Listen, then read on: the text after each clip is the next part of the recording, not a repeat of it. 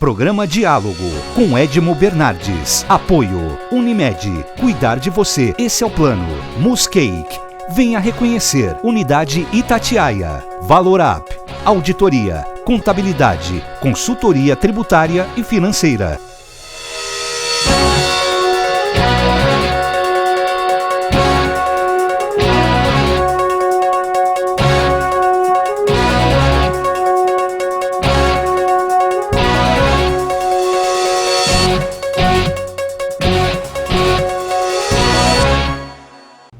Estamos iniciando mais um diálogo, eu e com a minha colega Mirtes Virma aqui estamos recebendo o Procurador da República, André de Menezes. O nome é André?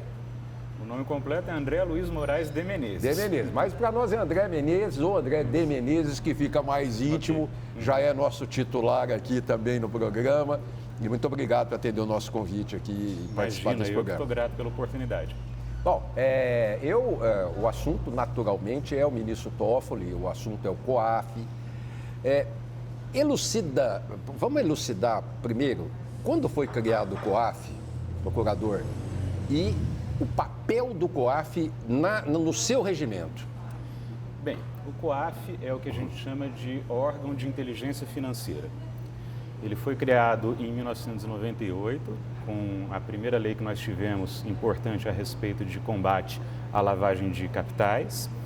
E ele foi criado, não é uma invenção brasileira, né? É importante salientar isso. O Brasil é signatário de várias convenções internacionais a respeito de combate à criminalidade. Então, por exemplo, a Convenção de Mérida, que é a respeito de combate à corrupção, a Convenção de Palermo, que fala de criminalidade transnacional, a Convenção de Viena sobre tráfico de drogas, né, tudo em âmbito internacional.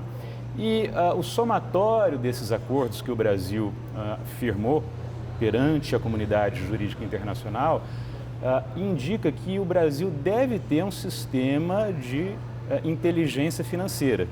Cada país que integre alguns organismos internacionais, como o G20, como o GAF, né?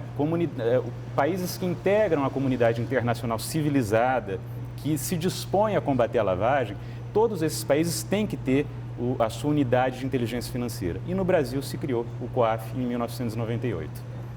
E o COAF, ele tem um papel muito importante nas investigações de vários tipos de crime, né?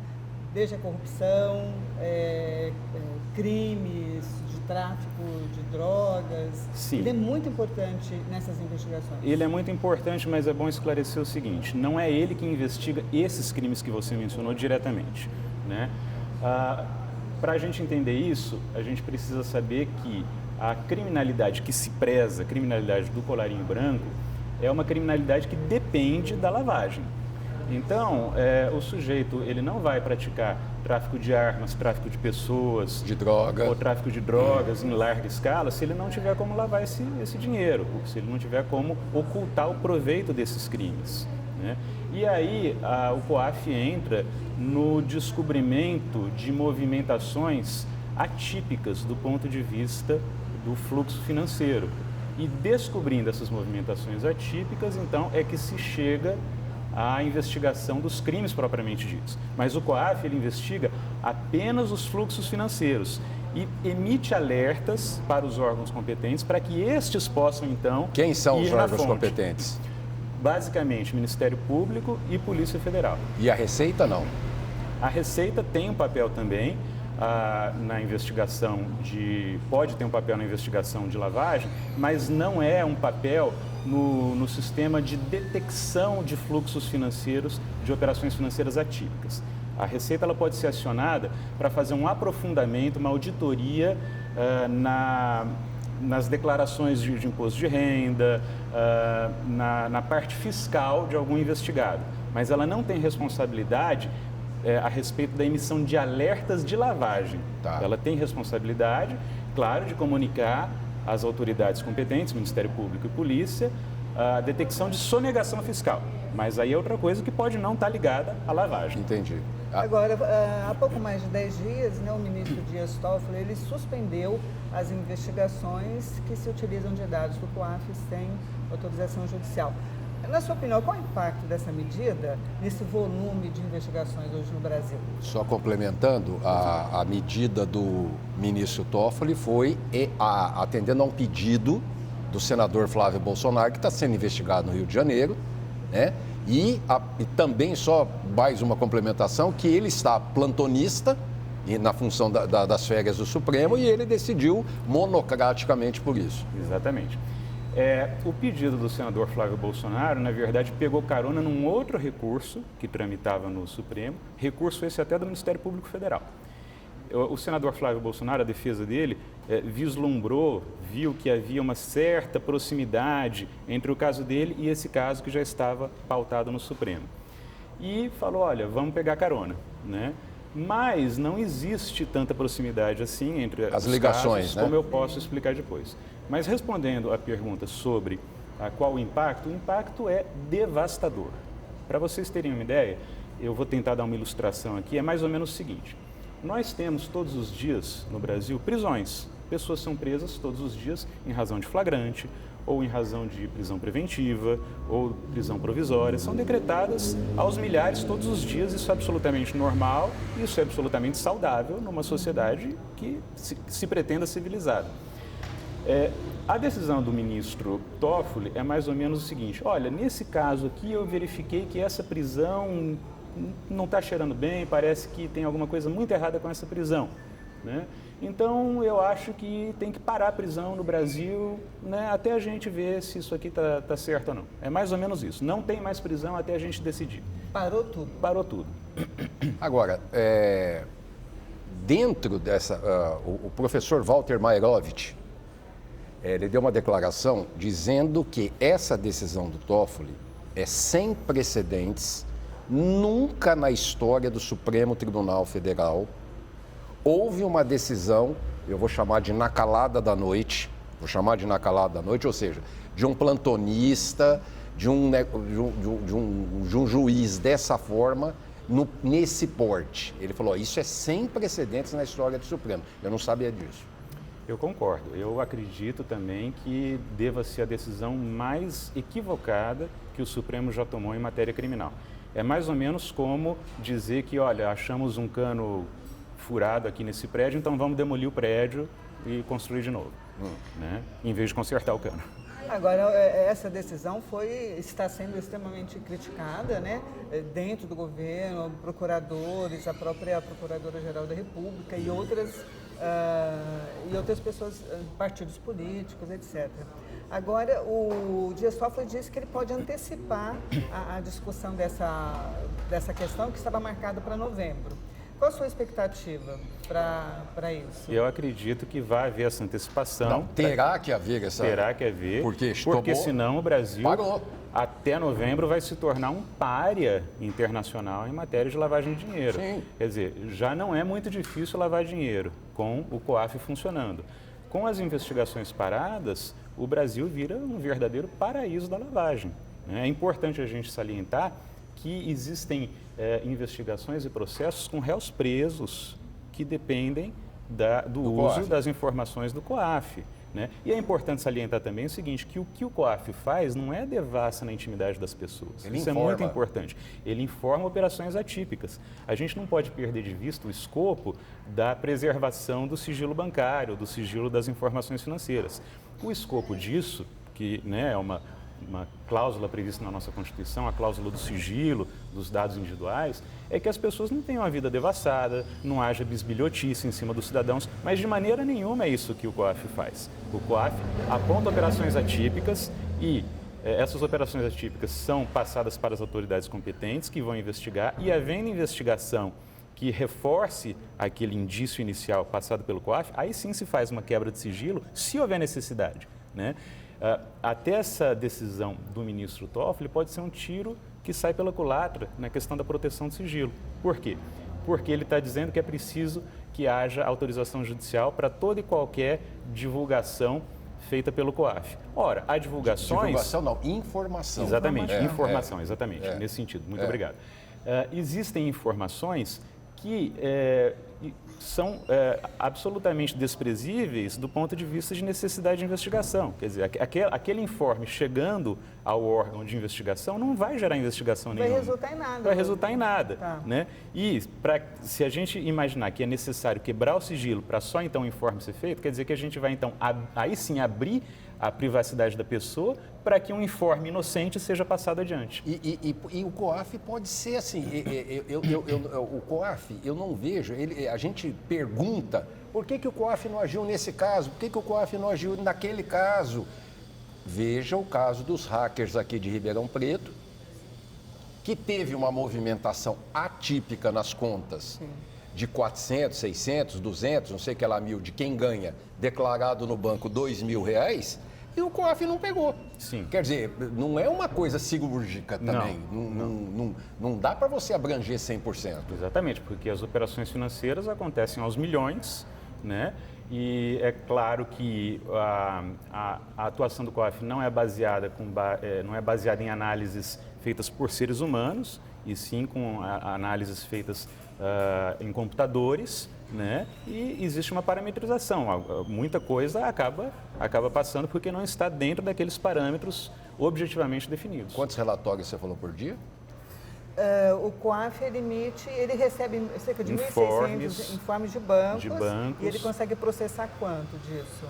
Ele cruza tudo. Todas essas informações são tratadas, até porque, como eu disse, isso é tratado com 90% é tratado com inteligência tecnológica, né, e não inteligência humana. E ele, claro que descarta muita coisa, né, mas cruza tudo e o sistema informativo, o sistema de TI é que vai verificar o que é relevante ou não. E aí o que é relevante vai ser separado e vai recebendo mais atenção conforme vai se confirmando aquela relevância, até que chega num ponto em que entra um pouco de inteligência humana para fazer uma filtragem. E aí veio o gaiato e fala assim, tá vendo? É seletivo. Não tem a informação de que não dá. Quantas operações diárias financeiras no país? Financeiras? Milhões, certamente milhões. Não existe como a gente ter essa informação. E aí vem o... Tá vendo? Tá vendo? Exatamente. Isso é seletivo. Por que não pegou aquele caso? Por que pegou esse? Porque é o PT, porque é o PSOL, porque é o PSDB. Quer dizer, é uma loucura isso, né? E nem dá para pegar tudo, né? Como você citou aí, esse caso dos hackers em Ribeirão Preto, se o COAF tivesse detectado isso, já poderia, né, ter encontrado uma situação aí anormal. Então você veja o seguinte, se com o COAF não se pega tudo, imagina sem COAF. Sem o COAF. Sem COAF, realmente, o Brasil vira uma espécie de paraíso de narcotraficantes, de traficantes de pessoas, de seres humanos, de fauna, do que você imaginar. Agora, o juiz, na sua decisão, em algum comentário que ele fez, ele disse que era uma forma de proteger o cidadão, né? Agora, que cidadão é esse? Né? Está protegendo quem? Que faz uma movimentação atípica. Né? O que interessa ao cidadão? O que interessa à sociedade brasileira? Boa essa. Né? Interessa que uma sacralização do sigilo, até porque, como eu mencionei, o que o COAF divulga não é o extrato bancário do sujeito. O que o COAF divulga é que um sujeito que declara um patrimônio de 50 mil tem movimentação de 5 milhões. Qual é o problema disso? Qual é a intimidade que está sendo violada nisso? A gente não está sabendo onde ele gastou o cartão de crédito dele, que restaurante ele frequentou, se ele viajou ou não, nada disso. Quer dizer, são números absolutos, São né? números, né? São fatos, né? Exato. Eu vou chamar o nosso intervalo, daqui a pouquinho estamos de volta. Até já.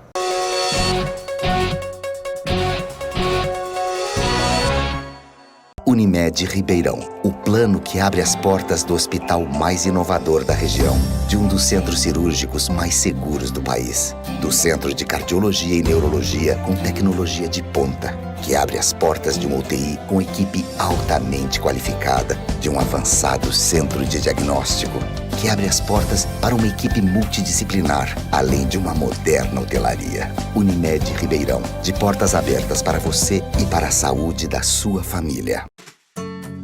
Hoje eu quero aquela brusqueta de pepperoni. Eu não vejo a hora de provar o confit de pato. Ou será que peço o risoto de carne seca, hein? E eu mereço o brownie de sobremesa. Eu vou pedir a torta de chocolate com geleia de damasco. Nossa, a gente nem chegou e já tá pensando na sobremesa.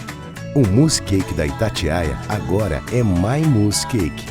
O mousse cake que você sempre amou, com tudo que você sempre pediu. 1924. O desafio está no ar. Rádio Clube. Liderança total. Voltamos a apresentar Apoio Unimed, Mousse Cake, Valor Up. Estamos de volta com o segundo bloco do programa e na saída do primeiro bloco, que a Mirtz comentou com relação a esse esmiuçamento de dados, mas o senhor está dizendo, não é questão de detalhar dados e provocar uma invasão na vida do cidadão, mas o Toffoli alegou isso, que ele fez isso em defesa do sigilo e do direito de defesa do cidadão. Foi o que ele alegou, mas a gente entende que esse argumento não procede. Por quê? Não existe nenhuma explicitação da vida privada do sujeito nos informes do COAF. Né? Não se entra no conhecimento de onde ele gastou o dinheiro, se ele gasta muito em restaurante, se ele viaja muito, que aí sim haveria uma violação da intimidade. O que o COAF faz, como todo mundo sabe, como qualquer unidade de inteligência financeira deve fazer para que o país não vire um paraíso da criminalidade, é a detecção de operações atípicas. Então, o sujeito que faz uma transferência de 5 milhões de reais em pequenos depósitos de R$ 4.900, é claro que tem alguma coisa errada. Onde que a gente impedir esse informe afeta o cidadão? Que tipo de sociedade, que tipo de proteção a sociedade deseja? Deseja uma sacralização da intimidade a ponto de que nenhuma operação atípica possa ser informada? Né? É isso que nós queremos? Bom, então a gente tem que pagar o preço de que o Brasil vai se tornar um lugar muito convidativo para a criminalidade. O cidadão vai ficar extremamente protegido do ponto de vista do sigilo, uma super proteção que ele não usa, mas ele vai estar sujeito a viver numa sociedade muito mais convidativa para narcotraficantes, por exemplo. Procurador, o Supremo Tribunal Federal, eu não concordo com a maneira como é indicado, não concordo com a maneira como é sabatinado, não concordo com a maneira, eu acho que isso é uma coisa que tinha que mudar dramaticamente, para você colocar um ministro do Supremo. E o Toffoli, ele está suspeição desde que ele existe. Né? A nomeação dele, o que ele foi, os cargos que ele ocupou, os clientes que ele teve, e a revista Cruzoé alegou, que o senhor já falou que não tem conhecimento do caso, de uma investigação do COAF no escritório de advocacia que a esposa dele trabalha. Eu não acho que um ministro do Supremo Tribunal Federal, por pior que ele seja, e eu não estou dizendo que ele é ruim, mas eu estou dizendo que, hipoteticamente, por pior que ele seja, sem algum motivo por trás do que ele escreveu e assinou, é difícil eu acreditar, quem está falando é o Edmo, é difícil acreditar que não tem alguma coisa por trás da decisão que ele teve. Esse é o tipo de conjectura que aí entra no âmbito da impressão individual, claro, né, da opinião, né? Mas do ponto de vista jurídico, fato é que a decisão contém alguns erros processuais bastante patentes, né? Então ele, por exemplo, usou um precedente do Supremo, ele alega isso, ele fala, olha, eu estou decidindo, inclusive conforme o próprio Supremo já decidiu. Mas a decisão que o Supremo teve, que ele invoca, é uma decisão sobre o sistema de prevenção à sonegação fiscal. As instituições financeiras precisam informar para a Receita Federal os montantes globais de movimentação dos seus clientes. E aí é ok que a Receita, as instituições financeiras informem apenas montantes globais, né? E ele diz que essa lógica dos montantes globais deve se aplicar também ao COAF, mas aí o COAF praticamente não funciona, Porque a detecção da atipicidade não pode ser feita apenas com base em montantes globais. Mas o regimento do COAF, ou seja, o estabelecimento do COAF, foi aprovado em 98, como o senhor disse, ele podendo fazer isso? Sim, o COAF tem base legal e tem base regulamentar. Ou seja, para fazer 21 isso. anos depois, aparece do céu uma pessoa que eu respeito, mas eu considero sob suspeição para ser um ministro do Supremo Tribunal Federal, e 21 anos, eu não estou falando de meia hora, eu estou falando de 21 anos depois, ele fala, não, isso não pode ser assim. Exatamente. Quer dizer... Exatamente. É uma decisão que prejudica alguns e beneficia outros. É sempre assim, né? Uma decisão pode beneficiar Sem dúvida, muita gente comemorou. Não há dúvida que muita gente comemorou. E é claro que as pessoas que comemoraram essa decisão são pessoas que têm o que esconder. Mas, Mirtz, a Mirtz fez uma colocação importantíssima. Qual é me investiga. Eu não devo. Vem na minha conta, não tem problema nenhum. Mas, Edmo, é importante a gente salientar que não se trata de revolvimento de informações ligadas à intimidade da pessoa. Não é isso que o COAF faz. E esse é o grande erro da decisão. Ela parte de uma premissa errada. Ela parte da premissa de que o COAF está revolvendo a intimidade da pessoa quando não é isso que ele está fazendo.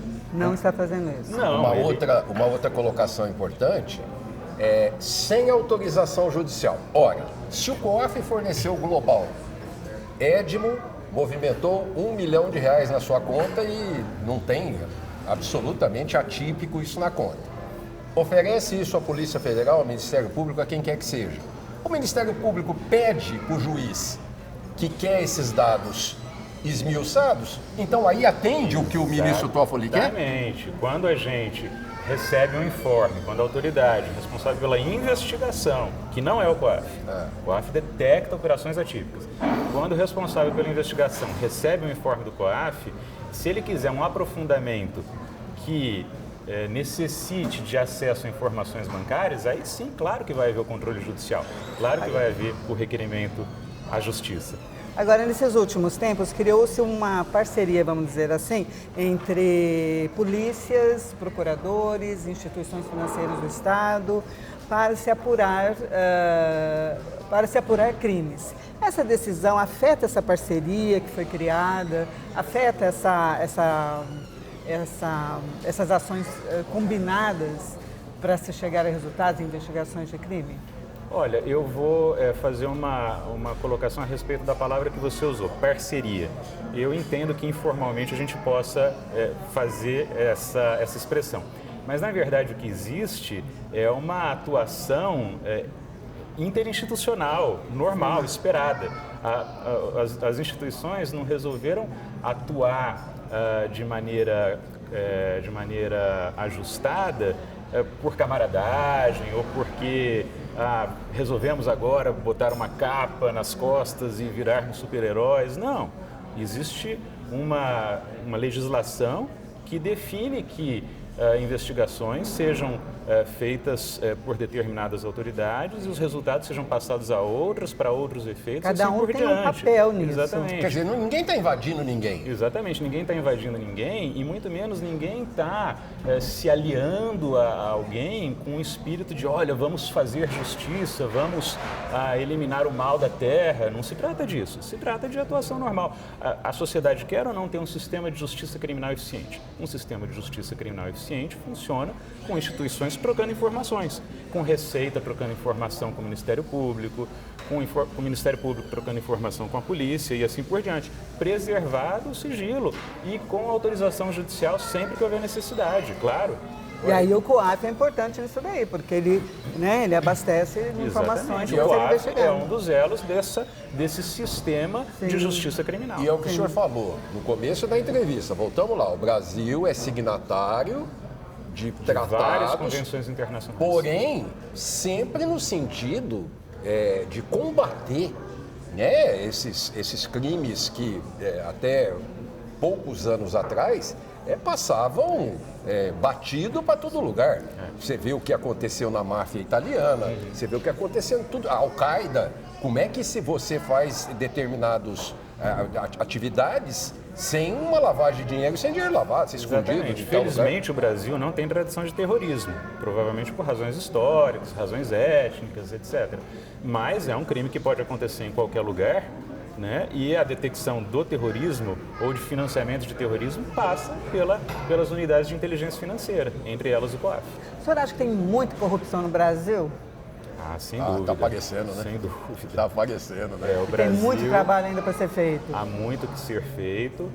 Não se trata de uma cruzada, se trata de um movimento civilizatório normal, de uma sociedade que está, digamos assim, na adolescência das suas instituições, né? O Brasil, até outro dia, em termos históricos, era uma ditadura, né?